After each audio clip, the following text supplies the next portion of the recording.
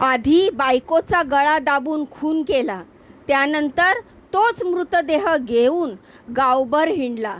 मध्यरात्री 1:30 वाजण्याची वेळ होती जेव्हा नांदेड सिटी पोलीस ठाण्याच्या हद्दीत ही धक्कादायक घटना घडली।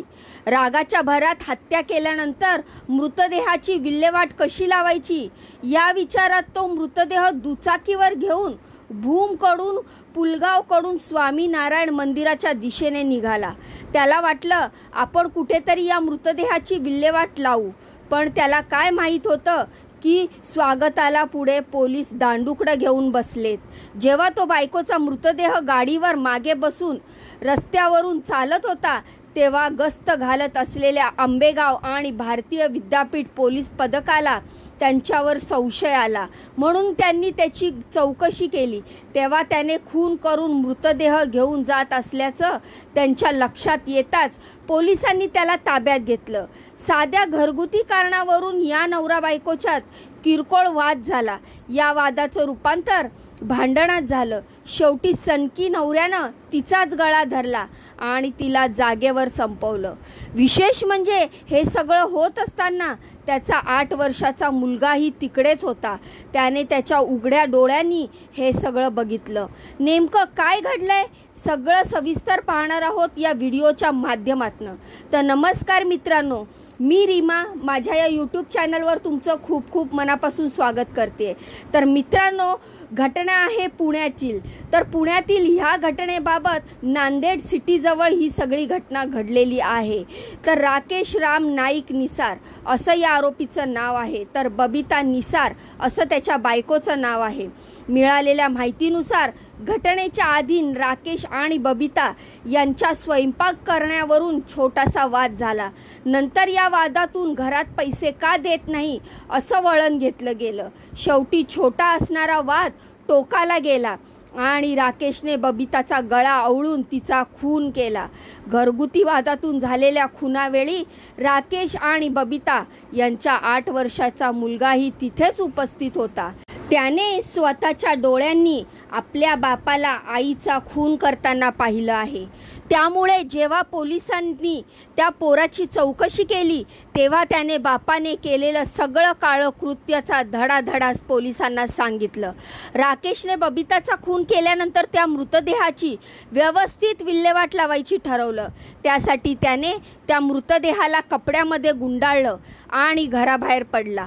बॉडीला घेऊन गाडीवर बसला आणि निघाला। मात्र पत्नीच्या मृतदेहाची विल्हेवाट लावताना आंबेगाव आणि भारती विद्यापीठ पोलिसांनी त्याला रंगे हात पकडलं आणि त्यानंतर त्याची चौकशी सुरू केली।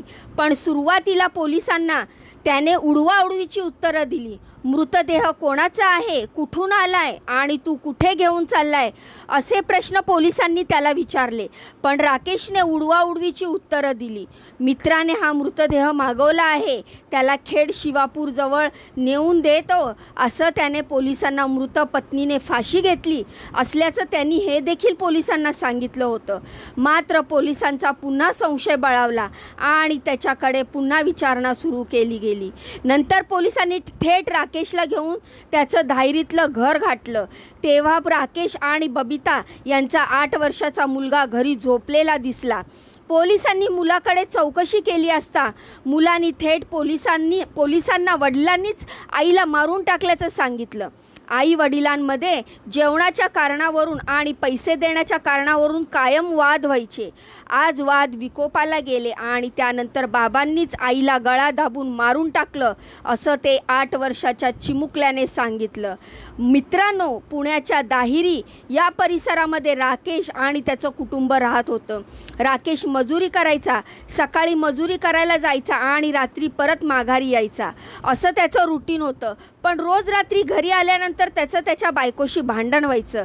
याच भांडणाचं आता एवढं मोठं टोकाचं पाऊल राकेशने उचललेलं होतं। रात्री साधारण 1 वाजताच्या सुमारास स्वामी नारायण मंदिरासमोरून भूमकर पुलाजवळ नागरिकांनी एका व्यक्तीला संशयितरित्या गाडीवरून काहीतरी घेऊन जात असतानाचं पाहिलं आणि त्यानंतर त्यांनी स्थानिक पोलिसांना ही माहिती दिली। त्यावेळी भूमकर पुलाजवळ बीट मार्शल पोचलं आणि त्यांनी त्याला पकडलं असता त्यानं गाडी सोडून पळ काढण्याचा प्रयत्न केला. मात्र बीट मार्शलने या राकेशला पकडलं आणि त्याला बेड्या ठोकल्या. तर मित्रांनो, पुण्याच्या नांदेड सिटी पोलीस ठाण्याच्या हद्दीमध्ये हा प्रकार घडल्यानं परिसरात भीतीचं वातावरण निर्माण झालंय. मात्र अद्यापही दोघं पती पत्नीमध्ये नेमकं काय झालं होतं, आरोपी पती राकेश निसार याने आपल्या पत्नीला नेमकं कोणत्या कारणावरून संपवलं याबाबत कोणतीही खात्रीशीर माहिती समोर येऊ शकलेली नाही. तर तिकडे पुण्याच्याच इंदापूर तालुक्यात अंथुर्णे गावामध्ये इन्स्टावर बहिणीचा फोटो का पाठवला असा जाब विचारायला गेलेल्या भावाचा जीव घेतल्याची घटना घडलेली आहे. त्याचं असं झालं की अंथुर्णे गावात शनिवारी 3 एप्रिलला संध्याकाळी 3:30 वाजताच्या सुमारास आकाश मुषा चौगुले या 22 वर्षाच्या तरुणाचा खून झाला. तर या प्रकरणी राजेश रूप तात्यासाहेब पवार या 21 वर्षीय तरुणाला अटक झालेली आहे. खून झालेला व्यक्ती आणि आरोपी हे दोघे एकाच गावातील आहे असं राकेश रूप तात्यासाहेब पवार यांनी त्याच गावातील आपला नातलग असलेल्या आकाश भूषा चौगुले यांच्या इंस्टाग्रामवर आकाश चौगुले याच्या बहिणीचा फोटो मेसेज करून पाठवला होता. यावरून आकाश चौगुले आणि आकाशची आई शांताबाई चौगुले हे राकेश पवार यांच्याकडे मौजे अंथुर्णे येथील घरी जाब विचारण्यासाठी गेले. त्यावेळी आकाश चौगुले याने राजेशला तू माझ्या बहिणीचे फोटो इंस्टाग्रामवर का पाठवला अशी विचारणा केली.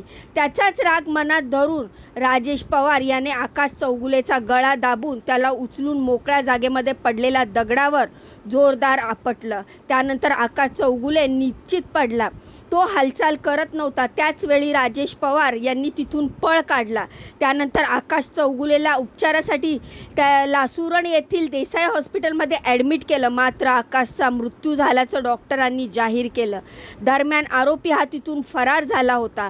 त्याला पकडण्यासाठी पोलिसांनी त्या गावाच्या हद्दीमध्ये 3 पथकं तैनात केली आणि मोठ्या शिताफीनं त्याला पकडून ताब्यात घेतलंय. तर मित्रांनो, तसं बघितलं तर गेल्या काही दिवसापासून पुण्यामधील गुन्हेगारीच्या घटनांमध्ये वाढ झालेली आहे. सांस्कृतिक राजधानी आणि विद्येचं माहेरघर असलेल्या पुण्याची ओळख आता दिवसेंदिवस बदलू लागलेली आहे. अशातच या दोन्ही घटना घडल्या आहेत. अजून स्वारगेटमध्ये घडलेली ती शिवशाही बसची घटना नवीनच असताना अशा एकावर एक पुण्यामधून नवनवीन गुन्हेगारीच्या घटना समोर येत आहेत. तर याबाबत तुमच्या काय प्रतिक्रिया आहेत मला कमेंटच्या माध्यमातून नक्की सांगा. बाकी वाढत्या गुन्हेगारीमुळे बदलणाऱ्या पुण्याबद्दल तुम्हाला काय वाटते हे देखील मला कमेंट करून नक्की सांगा. बाकी व्हिडिओ तर तुम्हाला नक्कीच आवडला असेल तर जाण्याआधी व्हिडिओला लाईक करा, चॅनलला सबस्क्राईब करा. तुमच्या बहिणीला पुढे जाण्याचा एक चान्स नक्कीच द्या. भेटूया पुढच्या व्हिडिओमध्ये अशीच महत्त्वपूर्ण दमदार अपडेट घेऊन. तोपर्यंत स्वतःची काळजी घ्या. बाय बाय आणि नमस्कार.